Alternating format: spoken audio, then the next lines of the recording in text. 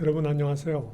기계진동학 7주차 첫 번째 시간 강의를 시작하도록 하겠습니다.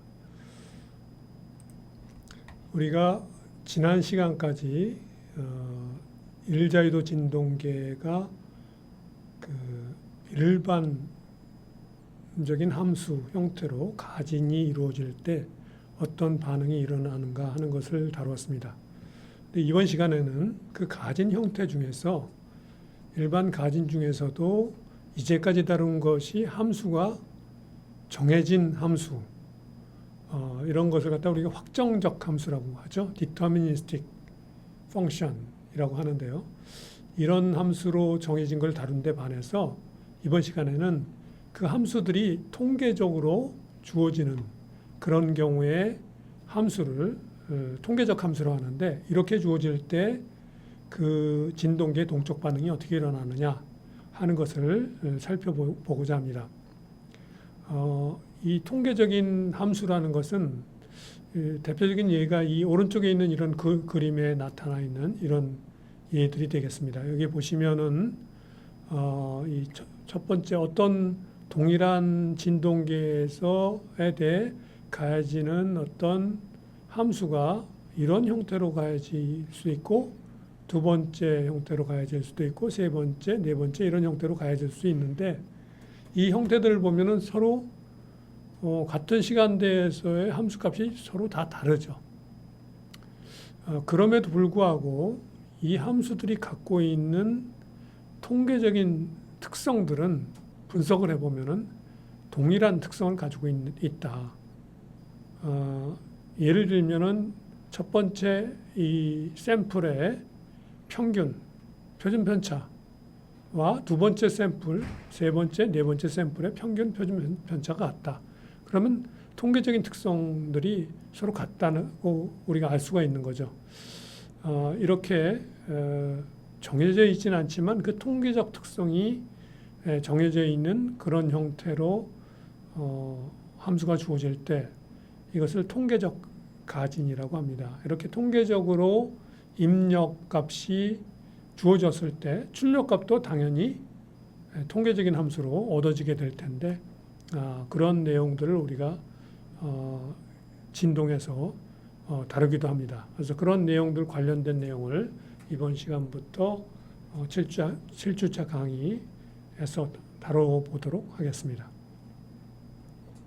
이렇게 여러 개의 샘플들의 집합을 우리가 앙상블이라고 이야기를 합니다. 그래서 앙상블이라는 말은 우리가 음악에서 여러 개의 악기들이 같이 연주를 할 때 그 전체의 소리를, 합쳐진 소리를 앙상블이라고 보통 이야기를 많이 하죠.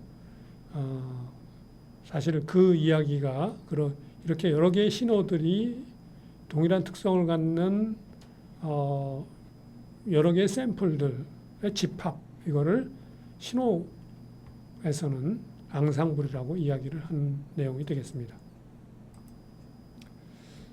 그러면 통계적인 특성에 어떤 것이 있고, 그리고 우리가 여기서 한 가지 살펴봐야 되는 그런 등장하는 통계적 가진함수와 관련된 자기상관성 함수, 영어로는 auto correlation function 이렇게 얘기를 하는데요. 이거에 대해서 이야기를 해보도록 하겠습니다. 여러분들이 이미 평균이 무엇인가 하는 것은 다 잘 알고 있죠. 어떤 함수 xt가 주어졌을 때 그 함수의 0초부터 시간 t까지의 적분값을 그 시간 t로 나눠주게 되면은 그 시간 t까지의 이 함수 xt가 갖는 평균을 이런 공식에 의해서 구할 수가 있겠습니다. 그래서 그 함수가 이 캐피탈 T 값이 아주 커질수록 이 함수의 평균 값이 아주 넓은 시간 범위에 대해서 우리에게 알려질 수 있다. 이 공식을 이용해서 하는 내용이 되겠고요. 또 다른 특성 값으로는 평균 자승이라는 게 있습니다. 그래서 민 스퀘어라는 게 있는데요. 민 스퀘어는 그 함수를 제곱한 것을 적분해 가지고 그거를 t로 나눈 값을 민 스퀘어라고 얘기를 하고요. 이 민 스퀘어 값을 루트를 취한 값을 루트 민 스퀘어, 그래서 우리말로는 평균 제곱근이라고 얘기를 합니다. 평균과 이 평균 자승값을 이용해서 분산, variance라고 하는데요. 분산값을 계산하기도 하는데 분산값은 표준 편차의 자승으로 주어지죠. 그래서 x라는 함수의 표준 편차의 자승값, 즉 x라는 함수의 분산값은 이런 형태로 정의가 됩니다. 그래서 이것을 정리해 보면은 민 스퀘어에서 평균의 자승값을 뺀 값으로 주어진다 하는 것을 알 수 있습니다.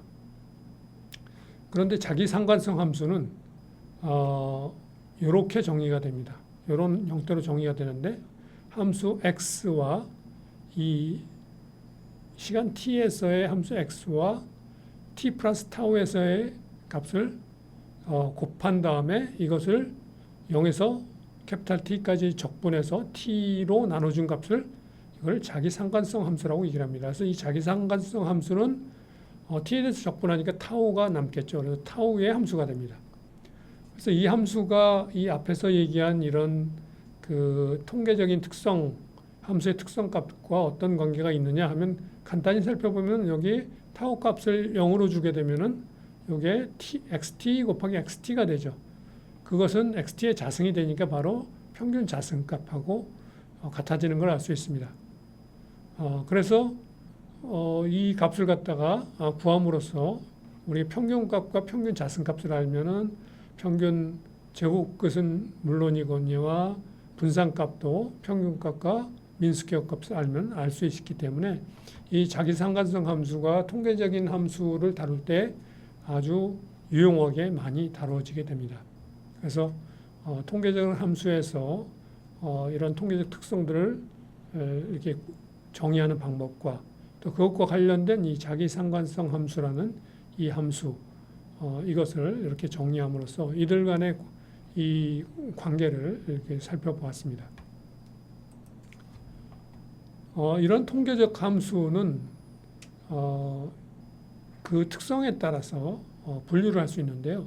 통계적 함수의 특성에는 안정적 함수라는 그런 그 조건이 있습니다. 어떤 함수가 통계적으로 안정적이다. 영어로는 stationary하다 하는 뜻은 무슨 얘기냐면은 T1에서 여러 개의 샘플들이 있는데 그 샘플들의 T1에서의 값의 평균 값하고 T2에서의 평균 값이 서로 같다 하는 얘기가 되겠습니다. 그래서 샘플의 개수가 n개다. 그래서 10개의 샘플들이 있는데 그 샘플들의 10개의 샘플들의 T1에서의 값들 다 더해 놓은 것과 T2에서의 값들을 다 더해 놓은 게 서로 같다. 그러니까 시간에 대해서 그 샘플들의 평균이 변하지 않는다는 거죠. 그래서 시간에 대해서 변하지 않는 이런 특성을 우리가 안정적, 스테이셔너리하다 이렇게 얘기를 하고요. 또 한 가지 안정적인 함수가 되기 위해서 만족해야 되는 것은 주어진 샘플에 대해 그것이 어떤 샘플이 됐든 상관없습니다.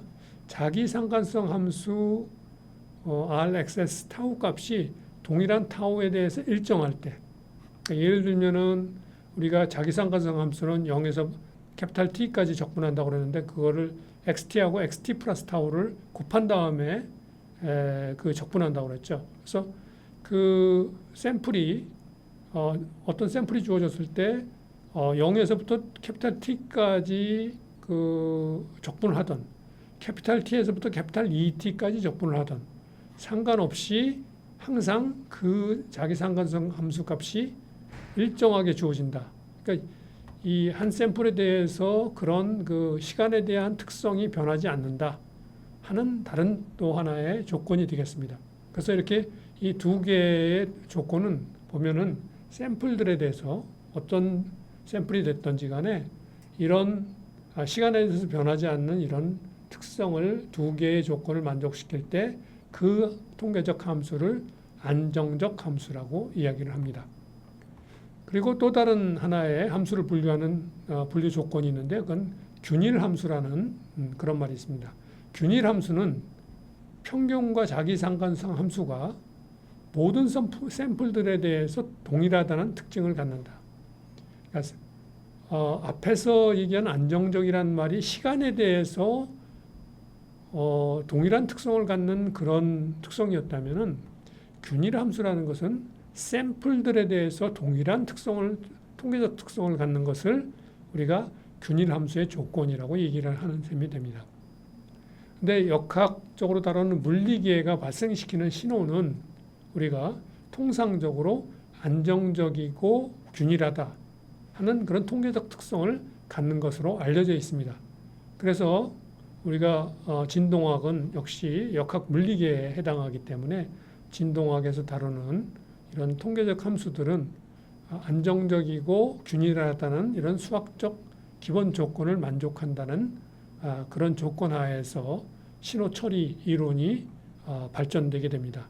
그래서 그 신호 처리 이론과 관련된 가장 기본적인 이 조건이 안정적이고 균일하다는 조건이 되겠는데요.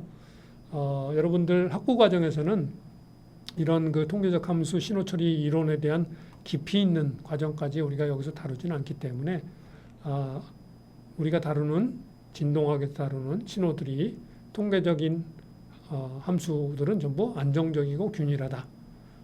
그런 가정하에서 우리가 이 그 신호 처리 이론을 다룬다 하는 것 정도만 기억하고 있으면 되겠습니다. 자, 통계적 특성값 앞에서 이 얘기하였듯이 자기 상관성 함수하고 여러 개 통계적인 우리가 앞에서 통계에 대해서 배울 때 평균, 표준 편차, 분산 뭐 이런 것들을 많이 배웠는데 그런 것들하고 어떤 관계가 있느냐 하는 얘기를 앞에서 잠깐 얘기를 했는데요. 금세 얘기했듯이 앞에서 얘기했듯이 통계적인 그 관련돼서 자기 상관성 함수의 타워 값을 0으로 놓게 되면은 그것이 평균 제곱근하고 같아진다. 그래서 민 스퀘어하고 같아진다 하는 얘기를 했었죠. 그래서 이 통계적인 특성하고 이 통계적인 특성을 자기 상관성 함수를 통해서 알아낼 수 있습니다. 그리고 이렇게 알아낸 자기 상관성 함수를 푸리에 트랜스폼을 하게 되면은 그것이 파워 스펙트럼 밀도 함수라는 것이 됩니다. 그래서 우리가 이제 신호 처리에서 주파수 도메인에서의 그 주파수별 성분들이 어느 정도의 파워 밀도를 가지고 있느냐 하는 것을 나타내는 게 이 파워 스펙트럼 밀도 함수가 되겠는데요. 이 파워 스펙트럼 밀도 함수를 우리가 자기 상관성 함수를 구해서 그것을 후레 트랜스폼을 시킴으로써 구한다. 그래서 여기서도 역시 마찬가지로 자기 상관성 함수가 사용되는 것을 알 수가 있습니다. 이렇게 이 X는 출력이죠. 그리고 F는 입력이 된다고, 가진력이 F, 입력이 된다고 그러면 입력의 파워 스펙트럼 밀도 함수하고 출력의 파워 스펙트럼 밀도 함수는 이러한 관계로 성립을 합니다. 이 관련된 공식은 나중에 여러분들이 7장에 가서 배울 때 이 내용이 다시 한번 등장하게 되는데 그때 조금 더 이게 어떻게 유도됐는지를 살펴보도록 하겠고요. 여기서 이 H라는 것은 일자유도 감쇄진동계의 전달함수를 나타내고 이러한 형태로 주어집니다.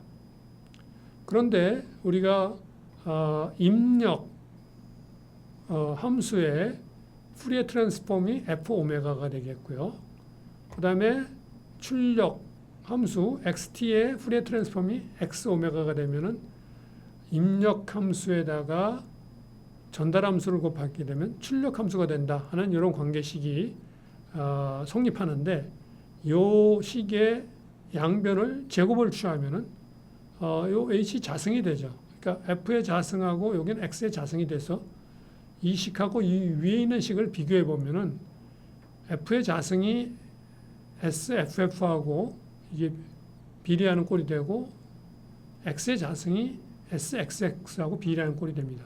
즉 변이와 관련된 거에 제곱이 출력의 밀도함수하고 비례하는 꼴이 되고 이 두 식을 비교해 보면 입력의 제곱에 해당하는 것이 입력 밀도함수의 파워 밀도함수의 제곱하고 비례하는 것을 알 수 있습니다. 그래서 이 두 식으로부터 우리가 출력 밀도 함수와 입력 밀도 함수가 왜 파워 스펙트럼 밀도 함수라고 불리는지를 알 수 있습니다. 왜냐하면 우리가 파워라는 것은 에너지하고 비례하는데 단위 시간당 에너지죠, 파워가. 근데 에너지라는 것은 우리가 운동 에너지로 보면 2분의 1 mv 제곱해서 v의 제곱에 비례하죠. 즉 v는 또 변이하고 비례하기 때문에 변이의 제곱에 비례하죠. 그래서 여기 보면은 이 파워 밀도 함수가 여기에 힘의 제곱에 비례하는 거하고 이렇게 비례 관계가 있고, 왼쪽에는 출력의 파워 밀도 함수가 변이의 제곱에 비례하는 것을 알 수 있습니다. 그래서 이것들이 왜 파워 밀도 함수라고 파워 스펙트럼 밀도 함수라고 불리는지를 여기서 알 수가 있겠습니다. 자, 여기 예제 문제를 한번 이제까지 등장한 용어들과 관련된 예제 문제를 하나 풀어보도록 하겠습니다. 가장 간단한 조화 함수죠. 함수 xt가 sin 오메가 t로 주어졌을 때 이 함수의 자기상관성 함수하고 표준 편차를 각각 구하라. 자기상관성 함수는 이렇게 정의된다고 그랬죠. 그래서 xt는 sin 오메가 t고 xt 플러스 타우는 sin 오메가 t 플러스 타우죠. 그러면은 요 sin 오메가 t 플러스 타우는 요거를 요 합의 공식을 이렇게 나눠주게 되면 이런 식으로 표현되게 되고, 요 식을 각각 여기 sin 오메가 t의 자승에다가 코사인 오메가 타우가 나오고, 그다음에 여기 sin 오메가 t하고 sin 오메가 t 두 개 곱한 거하고 sin 오메가 타우가 나오죠. t에 대한 적분은 sin 오메가 t하고 코사인 오메가 t를 곱하게 되면은 2분의 1 sin 2 오메가 t가 되죠. 그래서 sin 오메가 자승 t는 2분의 1 마이너스 코사인 2 오메가 t가 되고요. 그런 식으로 해서 적분을 쉽게 할 수가 있게 됩니다. 그래서 그 적분한 결과가 이런 식으로 얻어지게 되고, 이 관계식으로부터 우리가 결과가 자기상관성 함수가 2분의 1 코사인 오메가 타우가 된다 하는 것을 쉽게 유도할 수가 있게 되겠습니다. 이 과정들은 여러분들이 차분히 한 번씩 따라가면서 해보기 바라겠습니다. 자, 이게 이렇게 자기상관성 함수가 얻어지게 되면은 이 sin 오메가 t라는 이 함수의 민 스퀘어 값은 요 자기상관성 함수의 타우 대신에 0을 집어넣으면 되죠. 0을 집어넣으면 코사인 0은 1이니까 민 스퀘어 값이 2분의 2다. 평균 제곱값이 이렇게 구해지는 걸 알 수 있죠. 그런데 이 주어진 함수의 평균값은 sin 오메가 t는 0을 중심으로 위로 올라갔다 밑으로 내려갔다 하는 거기 때문에 이 함수의 평균값은 0이라는 건 우리가 쉽게 알 수 있죠. 그래서 sin 함수의 평균값이 0이기 때문에 분산값은 민 스퀘어에서 평균의 제곱을 뺀 것과 같다 해서 평균은 0이니까 민 스퀘어하고 같아지는 거죠. 민 스퀘어 값이 2분의 1이라고 주어졌기 때문에 분산 역시 2분의 1이다 하는 걸 알 수 있고, 이거의 루트 값이 표준 편차가 되는 거죠. 그래서 루트 2분의 1이 표준 편차 값이 된다 하는 것을 알 수 있습니다. 그래서 여기서 보면은 이 함수의 그 진폭이 1이죠. 1 sin 오메가 t죠.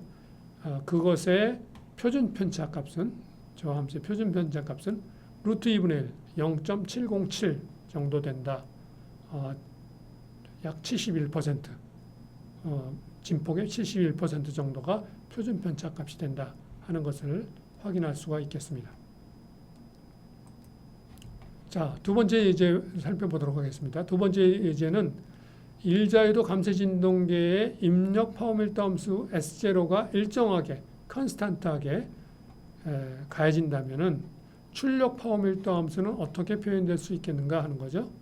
그래서 일자유도 감쇄 진동계의 전달 함수는 아까 이렇게 표현된다고 그랬죠. 이렇게 표현되는데, 그러면 이 H의 자승이 되면은 요 자승은 요거를 갖다가 K-M 오메가 자승 빼기 JC 오메가를 분자와 분모의 양쪽에 곱한 다음에 그것의 실수분은 실수부대로 제곱하고 허수분은 허수부대로 제곱해서 루트를 취하게 되면은 이런 값으로 얻어지게 되죠.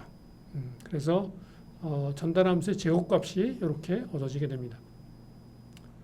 자, 이 전달함수의 제곱값에다가 입력함수, 입력 파워멜트 함수 S0를 곱한 것이 출력 파워멜트 함수가 된다 하는 게 앞에서 우리가 유도된 식이었으니까 이렇게 얻어지는 게 되겠습니다. 이 파워 스펙트럼 밀도 함수가 상수값이 되는, 즉 SFF 같은 경우는 이 상수값이 되는 거죠. 이런 함수, 통계적 함수를 우리가 뭐라고 부르냐면은 백색 잡음, 영어로는 화이트 노이즈라고 부릅니다. 이 화이트 노이즈라는 것의 뜻은 뭐냐면은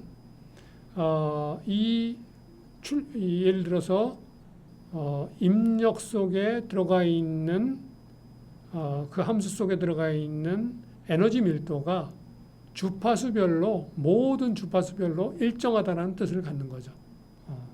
그런데 이제 이렇게 출력 밀도 함수 같은 경우는 여기 오메가에 따라서 달라지죠. 이게 일정하지 않죠. 그러니까 입력 밀도 함수가 S0로 일정하더라도 출력 밀도 함수는 오메가에 따라서 일정하지 않죠. 여기 밑에 그린 요 그림이, 요 함수 그림이 백색 잡음을, 신호를 갖다가 대표적으로 하나 그려놓은 그런 신호의 모습이 되겠습니다. 그래서 이런 모습으로 굉장히 랜덤하게 보이죠. 이렇게 이런 걸 화이트 노이즈라고 부른다 하는 내용이 되겠습니다.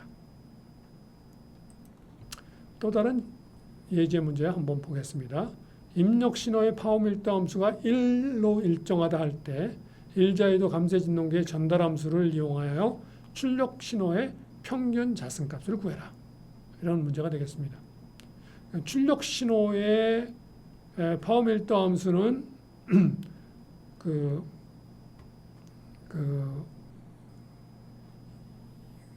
출력 신호의 자기상관성 함수를 후리에 트랜스폼에서 얻은 거라고 그랬죠. 따라서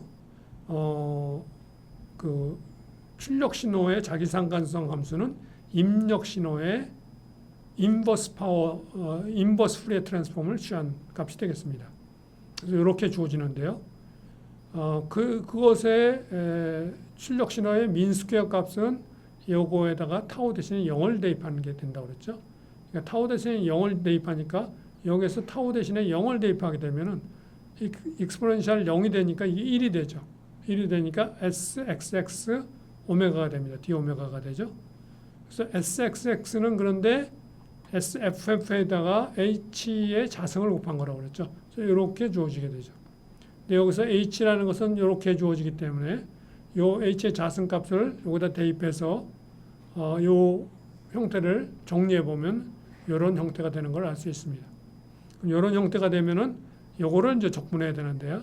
요거 적분하기 위해서 우리가 요런 테이블을 이용하게 되면 요 테이블을 이용해서 요 적분값이 이렇게 구해지는 요것을 이용하게 되면은 요 값이 ECK분의 1이 된다 하는 것을 알 수가 있습니다.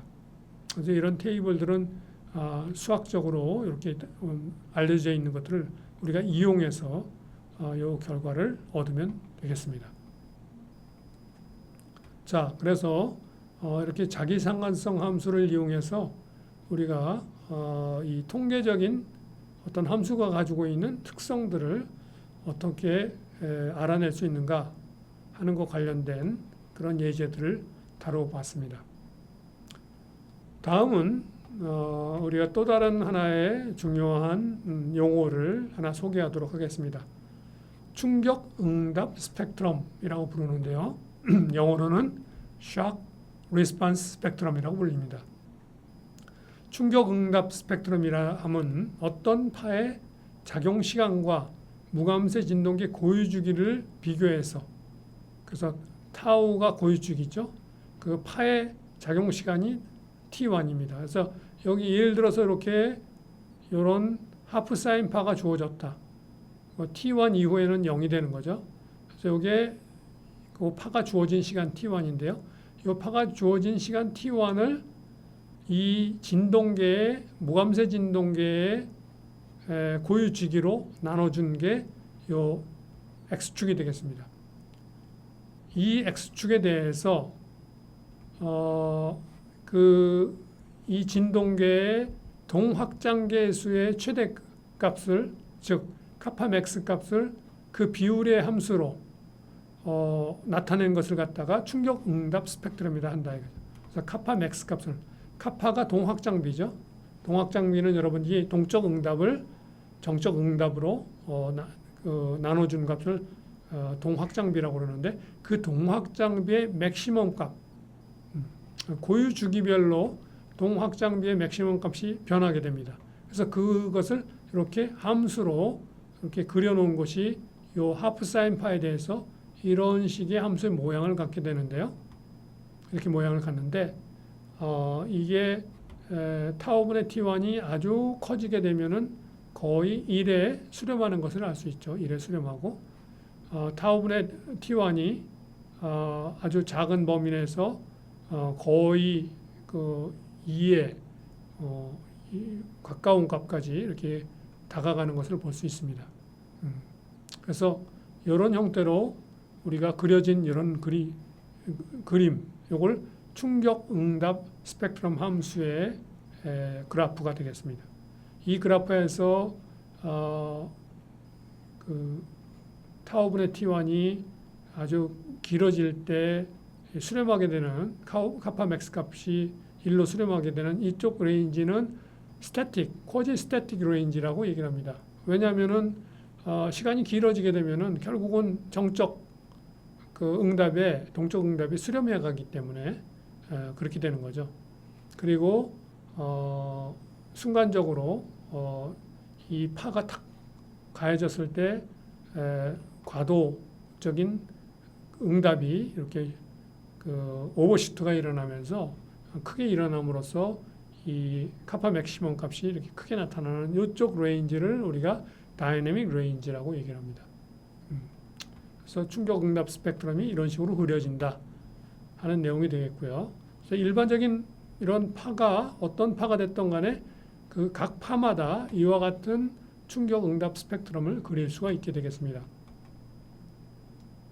자, 그런데 그런 파 중에서 가장 충격 응답 스펙트럼을 쉽게 구할 수 있는 파가 이런 사각파가 되겠습니다. 사각파. 그리고 이 사각파를 왜 우리가 여기서 많이 다루냐면, 이렇게 사각파에 대한 응답 스펙트럼을 구하면은 예를 들어서 앞에서 그렸던 하프사인 파라든지 또는 삼각파라든지 그런 파들은 이 사각파로 다 둘러쌀 수가 있죠. 그래서 사각파가 그 진동계에 가해지는 충격량이 하프사인파나 삼각파에 의해서 진동계에 가해지는 충격량보다 크기 때문에 그 진동의 크기가 이렇게 사각파로 가정해서 우리가 설계를 하게 되면은 진동의 크기가 가장 크게, 즉 리스폰스가 가장 크게 나타나기 때문에 보수적인 설계를 가정하고 설계를 할 수가 있게 되겠습니다. 그래서 이 사각파에 의한 충격 응답 스펙트럼을 구해서 그것을 기준으로 해서 진동 설계를 진행하게 되면은 보수적인 설계를 할 수 있기 때문에, 그렇게 설계를 하게 되면은 그렇게 설계된 그 진동계는 파에 대한 그런 그 어떤 리스폰스에 있어서 가장 보수적으로 설계가 되기 때문에 문제가 발생할 소지가 없다. 그래서 사각파를 이렇게 우리가 다루는 내용이 되겠습니다. 그래서 두 가지 이유죠. 하나는 보수적인 설계를 이걸로 할 수 있다. 두 번째는 사각파에 대해서 해석적으로 충격응답 스펙트럼을 구할 수가 있다 하는 그런 두 가지 내용이 되겠습니다. 자, 그러면 해석적으로 어떻게 구하는가 하는 걸 보면요, 우리가 요 사각파가 여기서부터 t가 0에서부터 f0로 쭉 그 지속되는 단위 계단함수하고 t1서부터 마이너스 f0로 계속되는 계단함수하고 두 개를 더하게 되면 요게 된다고 그랬죠. 그래서 그 두 개의 계단함수 각각에 대해서 해석적인 값을 구하게 되면 0에서부터 t1까지의 리스폰스는 이렇게 되고 그 t1보다 큰 범위에서는 이렇게 된다는 것을 요 내용을 우리가 앞에서 요거를 다뤘습니다. 그래서 이 내용을 갖다가 요게 동적 응답이 되니까 0에서부터 t1까지는 요 k분의 f0가 정적 응답이죠. 그걸로 나눠주게 되면은 동학 장비가 1 코사인 오메가 t가 되고요. t가 t1보다 작은 범위에서는 그 다음에 t가 t1보다 큰 범위에서는 k분의 f0로 나눠주게 되면 요게 남게 되는 거죠. 그래서 동학 장비가 t가 t1보다 작은 범위에서는 이렇게, t가 t1보다 큰 범위에서는 이렇게 얻어진다. 자, 그러면 요 각각의 범위에서 맥시멈 값은 어떻게 구해지는가 하는 것을 구해야 카파 맥시멈 값을 구할 수 있죠. 우리가 지금 충격 응답 스펙트럼이라는 것은 카파 맥시멈 값을 구할 수 있는 거니까요. 그래서 이 카파로부터 카파 맥시멈을 구하기 위해서 그것을 그 카파 값을 갖다가 미분을 하게 되면은, 즉 시간에 대해서 미분을 하게 되면은 t가 t1보다 작은 범위에서는 이렇게 미분이 되겠죠. 1 코사인 오메가 t였으니까 이렇게 미분이 돼서 요게 0이 되니까 요게 0이 되는 것은 t가 오메가 분의 파이일 때 카파 맥시멈 값이 2가 되는 거죠. 즉 이것이 우리가 요 t 값이 오메가 분의 파이가 요 t1보다 작은 요 범위 안에 들어와 있으면은 그러면 카파 맥시멈 값은 2가 된다는 것을 알 수가 있어요. 근데 요것은 오메가가 타우분의 2파이니까 그걸 집어넣어서 정리하면 이렇게 정리가 됩니다. 이렇게 정리가 돼요. 그래서 타우분의 t1이 2분의 1보다 크거나 같으면은 카파 맥시멈은 2가 된다 하는 내용이 되는 거고요. 그렇지만 그게 아니라 이 오메가분의 파이가 요 범위 안에 들어가 있지 않고 t1보다 큰 범위에 있다. 즉 오메가분의 파이가 t1보다 크다. 다시 말하면은 타우분의 t1이 2분의 1보다 작다 하게 되면은 그때는 이 함수가 1 코사인 오메가 t1이라는 이 함수가 단순 증가 함수가 됩니다. 단순 증가 함수가 되기 때문에 여기다가 t1을 대입했을 때가 카파가 가장 커지는 값이 되는 거죠. 이렇게 되는데 요거는 요 값이 1-2 사인 자승 2분의 오메가 t1이 됩니다. 그래서 1에서 그 1을 빼고 또 마이너스가 있었으니까 그게 결과적으로 2 사인 자승 2분의 오메가 t1이 됩니다. 그래서 결국은 요 범위에서는 요거를 만족하면 카파 맥스 값이 2가 되고 요걸 만족하면 카파 맥시멈 값이 요게 된다 하는 내용이 되겠습니다. 그런데 t가 t1보다 큰 범위에서는 최대값을 구하려면 이 함수를 미분해야죠. 그래서 이걸 미분해서 카파 맥스를 구해보면은 요건 이제 미분해서 카파 맥스 구하는 과정이 조금 더 극값 구하는 과정이 좀 더 복잡하겠죠. 근데 그 과정은 여기서 계산하는 과정이니까 여러분 생략하고요. 그걸 구해보면 카파 맥시멈 값이 이런 값으로 주어져서 결과적으로 t가 t1보다 큰 범위에서는 2배 사인 2분의 오메가 t1이 얻어지게 됩니다. 자, 그래서 t가 t1보다 작은 데에서는 2가 되든지 요게 되든지 하고요. 그 다음에 t가 t1보다 큰 범위에서는 이게 돼요. 자, 그런데 2는 얘보다 크고 그러나 얘보다는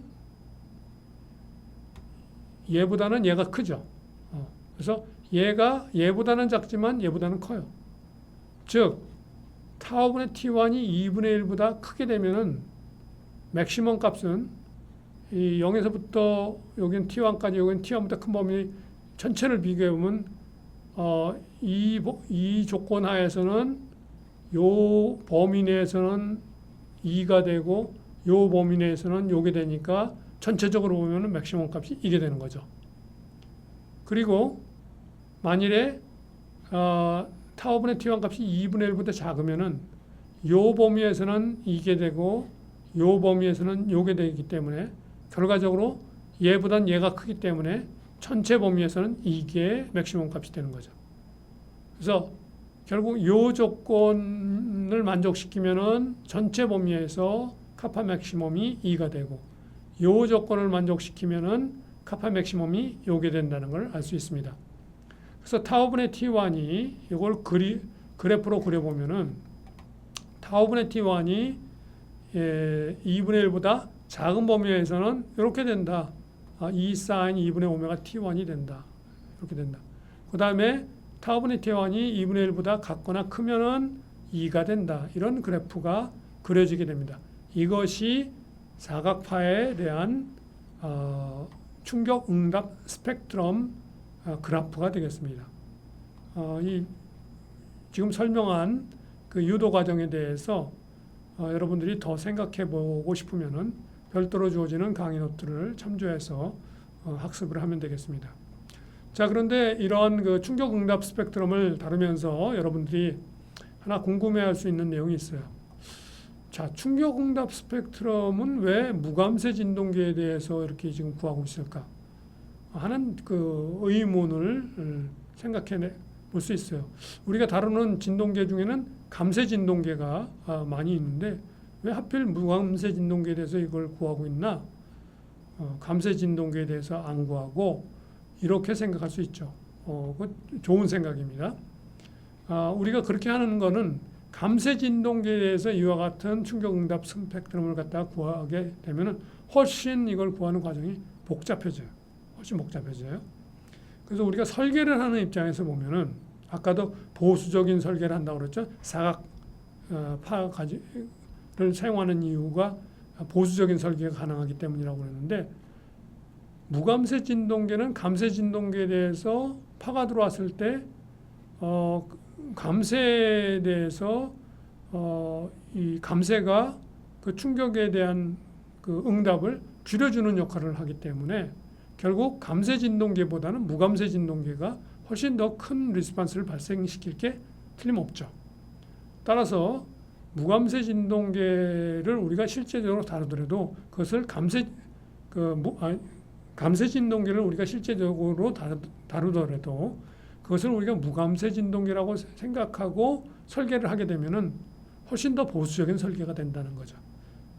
거기다가 입력도 이렇게 사각파로 실제로는 하프사인파나 삼각파나 그 외에 여러 가지 파가 들어올 수 있는데 그거를 이와 같은 사각파라고 가정하게 되면 입력도 보수적으로 그리고 시스템도 무감세 진동계라고 보수적으로 잡고 설계를 하게 되면은 그 설계 결과가 굉장히 보수적인 설계가 돼서 그렇게 설계한 것은 그 설계 결과로서 우리가 훨씬 더 진동 이 사각파에 대한 진동 양을 갖다 줄여줄 수 있는 설계가 되게 된다. 그래서 보수적인 설계가 가능해지기 때문에 바로 무감세 진동계에 대해서 이런 충격 응답 스펙트럼을 일반적으로 해석적으로 다룰 때는 많이 다루는 이유가 되는 겁니다. 자, 충격 응답 스펙트럼을 갖다가 한번 이런 진동계가 있다고 생각해 보죠. 초기 조건은 다 0이에요. 변이나 속도가 처음에 0으로 주어져 있는데 요 지금 이렇게 주어질 때, 그러니까 이게 지금 오메가가 2파이가 되는 거죠. 오메가가 2파이. 그래서 여기 오메가 자승이 되니까 오메가가 2파이죠. 그러면은 이 헤르츠로 따지면은 1헤르츠로 주어지는 그런 진동계가 되겠습니다.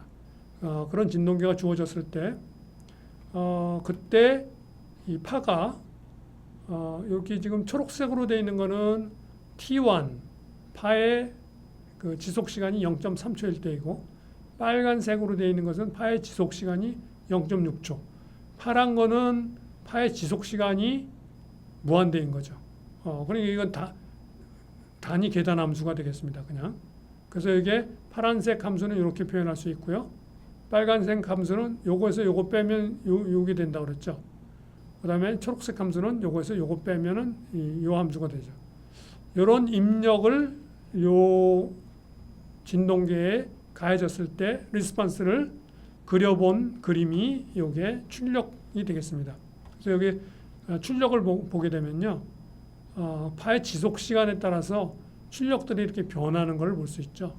출력들이 이렇게 많이 변하는 걸 볼 수 있습니다. 그리고 파의 지속 시간이 어느 정도 커지게 되면은 요 2파의 자승분의 1, 즉 요게 정적 변이의 2배가 되는 요 시간까지 그 값까지 이 파의 크기가 가해지는 걸 알 수가 있습니다. 가장 그 크기가 커지는 거죠. 그리고 짧아지면 짧아질수록 이게 약간 줄어드는데 무조건 그렇다고 해서 파가 커지기만 하면 좋으냐 그러면 그건 아니죠. 요거는 파가 지속되는 시간이 아주 길어졌을 때는 오히려 이렇게 돼버리고 끝나버리죠. 이게 끝나버리는 이런 내용이 됩니다. 그래서 이런 식으로 파의 지속 시간이 변함에 따라서 동적 응답이 무감쇄 진동기 동적 응답이 어떻게 변하는가를 여러분들이 좀 직관적으로 살펴볼 수 있는 그런 그래프가 여기 주어져 있으니까 이것을 보면서 그런 그 직관적인 내용들을 조금 익혀두기 바라겠습니다. 자, 다음 내용은 내충격 설계에 대한 내용이 되겠는데요. 이 내용부터는 우리가 7주차 두 번째 시간 강의에서 다루도록 하겠습니다. 오늘 강의는 여기서 모두 마치도록 하겠습니다. 여러분 수고하셨습니다.